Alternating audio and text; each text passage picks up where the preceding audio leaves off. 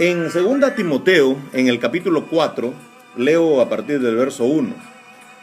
Te encarezco delante de Dios y del Señor Jesús Mesías, que juzgará a los vivos y a los muertos en su manifestación y en su reino. A los vivos y a los muertos en su manifestación y en su reino.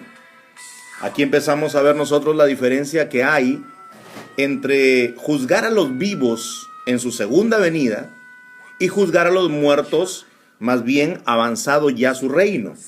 Eso podemos entenderlo en Apocalipsis 20 como lo que sucederá al final del milenio, el primer milenio del reino eterno de nuestro Señor Jesús.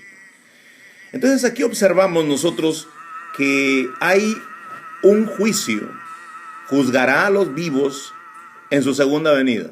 Y vaya que los juzgará.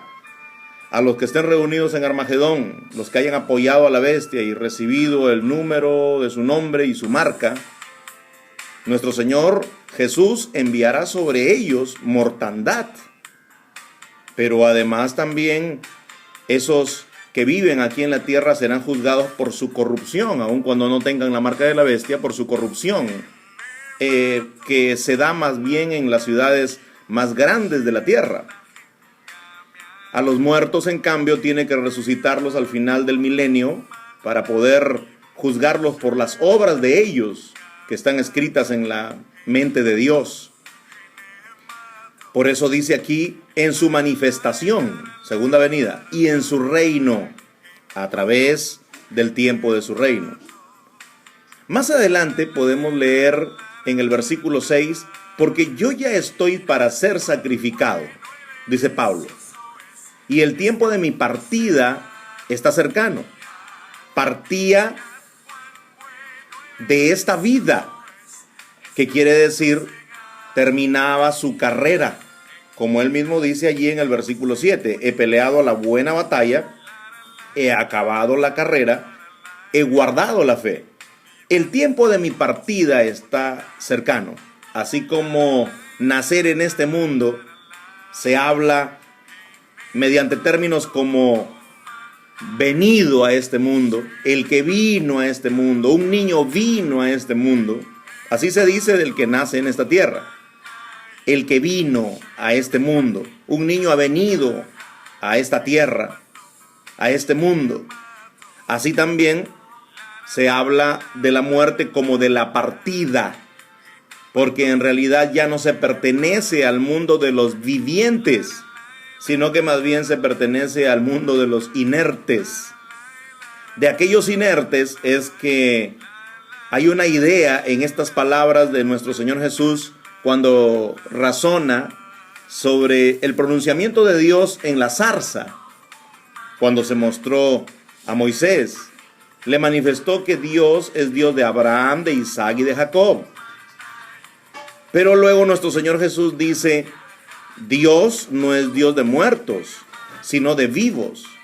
Dios no está diciendo allí que Él es el Dios del recuerdo de aquellos que habían muerto, sino que Él es Dios de vivos en el sentido que los resucitará, en el sentido que Abraham, Isaac y Jacob serán levantados, serán resucitados. De modo que Dios no es Dios de muertos. Cuando dice que Dios no es Dios de muertos, significa que Dios no es Dios de lo inexistente, porque no hay gloria de ser Dios de lo inexistente. Alguien quisiera llamarse, por ejemplo, Rey de todos los desechos. Alguien querría llamarse, por ejemplo, Rey de la nada. Nadie tendría gloria en un título así. Dios no tiene gloria en el título Dios de los muertos. Por eso Dios piensa en resucitar a aquellos que están muertos hoy. Y aunque hoy los muertos son inexistentes, en realidad un día volverán a la vida por el poder de Dios. Aquí dice en el versículo 6, porque yo ya estoy para ser sacrificado y el tiempo de mi partida está cercano. He peleado la buena batalla, he acabado la carrera, he guardado la fe. Por lo demás, en el versículo número 8, me está guardada la corona de justicia. Corona de justicia, o sea, la premiación por la justicia en que vivió el hombre de Dios. Cualquiera de los que vivan en esa justicia del reino de Dios. Me está guardada la corona de justicia, la cual me dará el Señor, juez justo, dice aquí, en aquel día. ¿Qué Señor? El Señor Jesús, juez justo, porque Él ha evaluado y sigue evaluando el caminar de cada creyente. Y en aquel día, el Señor Jesús como juez justo, en aquel día, noten la expresión en aquel día. Aquel día significa el día final, el día del final de este siglo. ¿Por qué es ese día? Porque ese día es la resurrección de los muertos. La resurrección de los muertos es en el día postrero, en el último día, cuando se oirá la voz del Hijo del Hombre. Dice aquí, y no solamente me dará a mí la corona de justicia, dice Pablo, sino también a todos los que aman su venida. Vea usted esta expresión hermosa. A los que aman la venida de nuestro Señor Jesús, entonces ellos recibirán la corona de justicia. Quiere decir que aquí, en conceptos del apóstol Pablo, que es perfectamente bíblico, conforme a la Escritura, él recibe el premio al fin, en el día final, en el tiempo postrero, en el día postrero. Nadie recibe ningún tipo de coronación antes. Alguien por ahí, o muchos por allí, o el comentario mayoritario de este tiempo es que al morir uno recibe la recompensa, pero eso no es cierto. Los que aman la venida reciben la recompensa. ¿Cuándo? Precisamente en esa venida que aman, porque el galardón lo trae nuestro Señor Jesús. Así que si amamos la venida de nuestro Señor Jesús, la amamos porque Él establecerá el reino de Dios aquí en la tierra, pero porque Él también nos viene a dar la premiación y el galardón. Aquí está, en aquel día, el último día, cuando resucitarán los muertos, nuestro Señor Jesús asegura, en el día postrero. Yo, dice Jesús, nuestro Señor, y se compromete en Juan 10, resucitaré a aquella persona que crea a mi palabra, la resucitaré el día postrero, el día final, el día último, o sea, en su venida. Ese es el día postrero del siglo presente. Ese es el día postrero, el último día, el día final de esta era, de esta edad. Allí se recibirá el galardón y la recompensa. Así que nos está guardada la corona para ese tiempo. No es al momento de la muerte, porque al momento de la muerte simplemente el hombre no tiene más sentido de lo que pase a su alrededor. Será en su venida. ¿Amas su venida?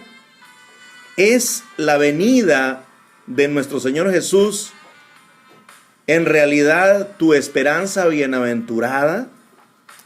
Por eso en el libro de Tito, o la carta a Tito, nosotros podemos observar allí a dos salvadores. Nuestro Salvador, Dios y Padre, el Todopoderoso, y nuestro Salvador Jesús. Tenemos dos salvadores. El Salvador Todopoderoso fue el que planeó cómo salvarnos a nosotros mismos, y el que planeó todo el tiempo maravilloso que viene en el futuro. Pero el mismo que planeó nuestra salvación incluyó a su unigénito Hijo para que Él fuera nuestro efectivo Salvador, que viniera precisamente de los lomos de David para salvar a los que esperaban en Dios. Tenemos nuestro Dios Salvador y tenemos a Jesús nuestro Salvador. Es decir, tenemos dos salvadores, uno que lo planificó y que también entregó a su Hijo, porque está escrito, no escatimó ni a su propio Hijo, sino que lo entregó. ¿Quién entrega a un hijo para que muera por los demás? ¿Quién entrega a un hijo para que sea maltratado, ¿Quién entrega a un hijo para que los hombres pecadores se ensañen con él? ¿Verdad que nadie quisiera entregar un hijo a la muerte? Alguien piensa, Dios no es nuestro Salvador porque a él no le dolió. A él como padre, por supuesto que le dolió. Y le dolió decidir entregar a su hijo a causa de la maldad de los hombres, sabiendo lo que los hombres habrían de hacer a su hijo. Así que Dios es nuestro Salvador, porque tuvo que Él mismo entregar a su propio hijo. Y Jesús es nuestro Salvador, porque Él mismo decidió ser obediente hasta la muerte sin importar el sufrimiento de la cruz. Así que tenemos, como dice Tito, aquí está escrito de una forma continua en la carta a Tito, Dios nuestro Salvador. Por ejemplo, 1:3 de Tito está diciendo allí que a su debido tiempo manifestó su palabra por medio de la predicación que me fue encomendada, dice Pablo, por mandato de Dios nuestro Salvador. Está llamando a Dios nuestro Salvador. En el verso siguiente dice, a Tito, verdadero hijo en la común fe, gracia, misericordia y paz de Dios Padre, y ya dijo, es nuestro Salvador, y del Señor Jesucristo, el Señor Jesús Mesías, nuestro Salvador. Está hablando entonces de los dos Salvadores que tenemos nosotros, los creyentes, nuestro Dios y Padre y nuestro Señor Jesús Mesías. Se habla, por ejemplo, aquí en esta carta a Tito, de la esperanza bienaventurada del creyente. ¿Y cuál es la esperanza bienaventurada del creyente? Según está escrito aquí. La esperanza bienaventurada es esperar la venida de nuestro, como dice 2:13, aunque algunos atribuyen aquí y tienen su variante textual, yo voy a regirme a la Reina Valera, y dice en 2:14, quien se dio a sí mismo, Jesús nuestro Salvador. En el verso 13 dice, aguardando la esperanza bienaventurada y la manifestación gloriosa. Bueno, nuestra esperanza bienaventurada ya sabemos, es vida para vivirla en el reino de Dios, que comandará nuestro Señor Jesús. Aguardando la esperanza, dice aquí, bienaventurada, la esperanza feliz, la feliz esperanza, y la manifestación gloriosa de nuestro gran Dios y Salvador Jesucristo. Le denomina gran Dios, añadiéndole fuerza a la palabra Elohim, con ese gran, esa expresión gran, que está diciendo que Él no es como los demás Elohimes de autoridad que hubieron, como Moisés y como los jueces de Israel, sino que es más grande, mucho más grande que ellos, más grande que Salomón. De manera que Él es el gran Elohim y Salvador, Jesús Mesías. Añade ahí para que entendamos, un gran Elohim, un gran Dios y Salvador, Jesús Mesías, Jesucristo, Jesús Mesías, Jesús el Mesías. Él es el gran Elohim y Salvador. Así que lo tenemos por Salvador y esperamos su venida. Esperamos, esa es nuestra esperanza, que Él vuelva y venga en esa gloriosa manifestación cuando nos traerá lo que Pablo dice es la corona de justicia, porque amamos precisamente esa venida. Maranata, el Señor nuestro Jesús Mesías viene.